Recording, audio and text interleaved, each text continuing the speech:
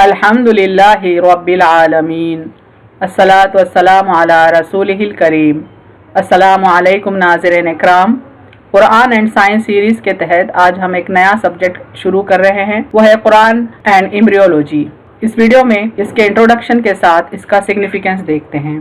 Topics covered इस तरह से हैं।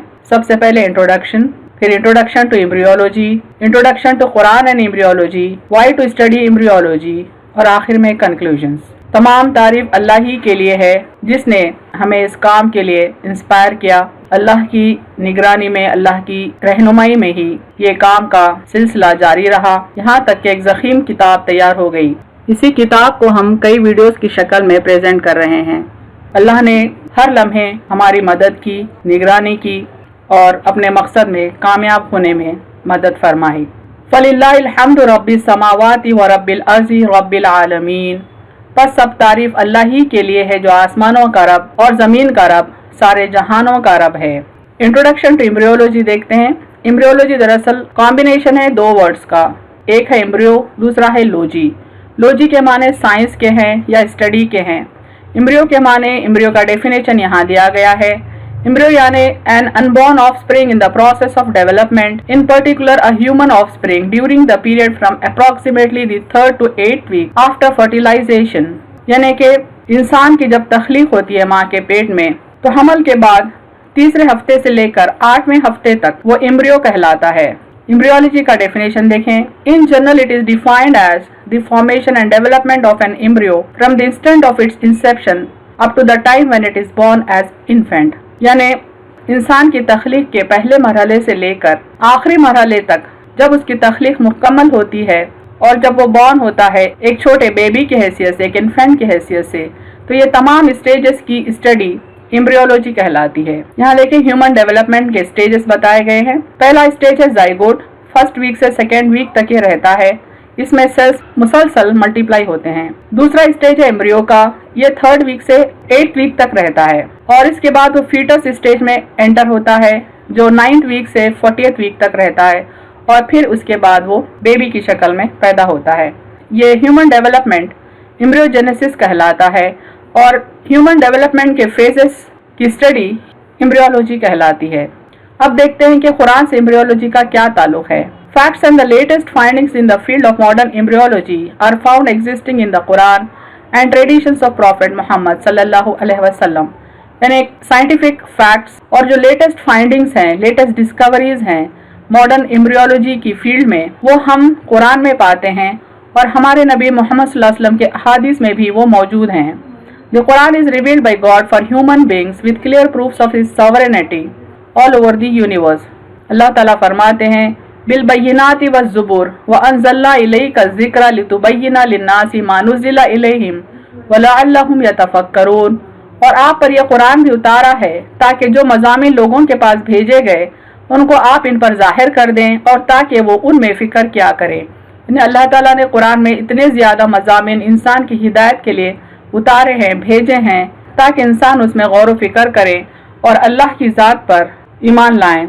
Why to study embryology? क्या वजूहात है कि हमको एम्ब्रियोलॉजी स्टडी करना चाहिए, ये देखते हैं। Primarily, Almighty God has repeatedly instructed all human beings to ponder upon the verses of the Holy Quran to understand His greatness। यानी अव्वल वजह तो ये है कि अल्लाह ताला ने सारे इंसानों को दावत दी है कि उसकी किताब की आयत पर गौर व फिक्र करें और उसकी किब्रियाई को समझें। अफला यतदब्बरून कुरान अम अला कुलूबिन अक़फ़ालुहा। फिर क्यों कुरान पर गौर नहीं करते, क्या उनके दिलों पर कुफल पड़े हुए हैं। यानी अल्लाह की दावत है सारे इंसानों के लिए, सारे बंदों के लिए कि वो कुरान की आयत पर गौर व फिक्र करें और अपने मालिक, अपने खालिक तक पहुँचें। दूसरी वजह यह है कि अल्लाह ताला अपने बंदों को इनवाइट करता है उसकी तरफ और अपनी कुदरत की निशानियों पर गौर व फिक्र करने को कहता है। कुरान में कई आयात ऐसे हैं जो उसकी तख्लीक का जिक्र करते हैं और इंसान की हिम्मत अफजाई करते हैं और इंसान को मोटिवेट करते हैं कि वो ईमान लाने वालों में शामिल हो जाए और उसने जो सही रास्ता दिखाया है उस पर चले। इन्ना फिस समावाति वल अर्ज़ि लआयातिल लिल मुमिनीन व फी खल्क़िकुम व मा यबुस्सु मिन दाब्बतिन आयातुल लिक़ौमिन युक़िनून। बेशक आसमान और ज़मीन में ईमानदारों के लिए निशानियां हैं, यानी जो बंदे ईमान लाते हैं या ईमान लाना चाहते हैं ان کے لیے زمین و آسمان میں بے انتہا نشانیاں، اس کے سائنس، اس کے میریکلز موجود ہیں، اور نیز تمہارے پیدا کرنے میں اور جانوروں کے پھیلانے میں یقین والوں کے لیے نشانیاں ہیں۔ یعنی اللہ کی نشانیاں صرف زمین و آسمان میں ہی نہیں ہیں، بلکہ انسان کے پیدائش میں، اس کا جو پیدائش کا پروسیس ہے اس میں بھی اللہ نے انسان کے لیے نشانیاں رکھی ہیں۔ اس آیت سے معلوم ہوتا ہے کہ ہم کو ایمبریولوجی کی اسٹڈی کرنا کیوں ضروری ہے۔ یعنی ہم کو اللہ کی نشانیاں جب سمجھ میں آئیں گی تو اللہ کی ذات پر ہمارا ایمان، ہمارا یقین بڑھ جائے گا۔ اللہ تعالیٰ ہم کو یہاں یہ بھی بتانا چاہتا ہے کہ زمین و آسمان اس نے جو بنائے ہیں، اس نے جو تخلیق کیے ہیں، وہ بے مقصد نہیں ہیں۔ اللہ تعالیٰ چاہتا ہے کہ ہم ہماری تخلیق میں بھی غور کریں، زمین و آسمان کی بھی تخلیق میں غور کریں، تاکہ ہم کو اس کی قدرت کا اندازہ ہو اور ہم یہ یقین کریں کہ ہم مر گئے بعد اٹھائے جانے والے ہیں اور ہمارا حساب لینے پر بھی وہ قادر ہے۔ اولم یتفکروا فی انفسہم ما خلق اللہ السماوات والارض وما بینہما الا بالحق واجل مسمی وان کثیرا من الناس بلقاء ربہم لکافرون۔ کیا انہوں نے اپنے دل میں غور نہیں کیا کہ خدا نے آسمان اور زمین کو اور جو کچھ ان دونوں کے درمیان ہے ان کو حکمت سے اور ایک وقت مقرر تک کے لیے پیدا کیا ہے، اور بہت سے لوگ اپنے پروردگار سے ملنے کے قائل ہی نہیں۔ قرآن میں یہ بھی پیشن گوئی ہے کہ عنقریب اللہ تعالیٰ ایسی ایسی نشانیاں ہماری ذات میں اور آفاق میں دکھائے گا جس سے یہ ثابت ہو جائے گا کہ قرآن حق ہے۔ دیکھیں سورہ فصلت کی آیت کو، سنوریہم آیاتنا فی الآفاق وفی انفسہم حتی یتبین لہم انہ الحق۔ عنقریب ہم اپنی نشانیاں انہیں دنیا میں دکھائیں گے اور خود ان کے نفس میں، یہاں تک کہ ان پر واضح ہو جائے گا کہ وہی حق ہے۔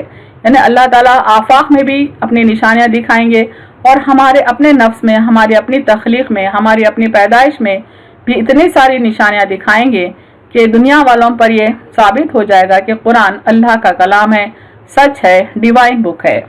کنکلوژن دیکھتے ہیں اس ویڈیو کا۔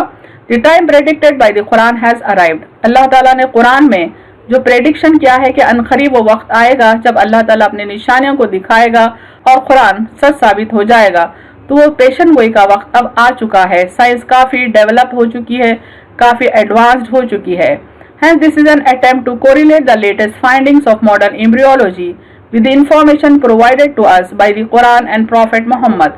لہٰذا یہ series of Quran and science جو ہے اور موجودہ جو سیریز ہے قرآن اینڈ ایمبریولوجی کی، یہ ایک کوشش ہے اس بات کی کہ جو لیٹسٹ فائنڈنگز ہیں ماڈرن ایمبریولوجی کے، جو لیٹسٹ ڈسکوریز ہیں، ہم ان کو قرآن اور آپ صلی اللہ علیہ وسلم کے احادیث سے کوریلیٹ کریں۔ اس ویڈیو میں اور اس کے بعد والے جو ویڈیوز ہیں قرآن اینڈ ایمبریولوجی پہ، اس میں ہائپوتھیسس اور ویگ تھیوریز کو کنسیڈر نہیں کیا گیا ہے۔ Only the findings based on the true research and experimentation are taken into account۔ یعنی جو فائنڈنگز ریسرچ کی بنیاد پر اور ایکسپیریمنٹیشن کی بنیاد پر دیے گئے ہیں وہی کنسیڈر کیے گئے ہیں۔ At every stage the Quran and the sayings of his messenger صلی اللہ علیہ وسلم are found to be correct and perfect۔ یعنی ہر اسٹیج پہ، ہر موقع پہ یہ دیکھا گیا ہے کہ قرآن جو کہتا ہے اور آپ صلی اللہ علیہ وسلم کے جو احادیث ہیں وہ بالکل کریکٹ اور پرفیکٹ ہیں، پرفیکٹلی وہ لیٹسٹ ڈسکوریز کے ساتھ میچ ہو رہے ہیں۔ Hence with complete faith and trust on my Lord I state وَلَهُ الْكِبْرِيَاءُ فِي السَّمَاوَاتِ وَالْأَرْضِ وَهُوَ الْعَزِيزُ الْحَكِيمُ۔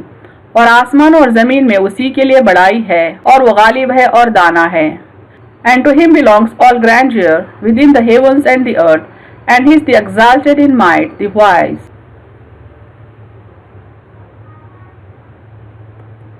وآخر دعوانا ان الحمد للہ رب العالمین۔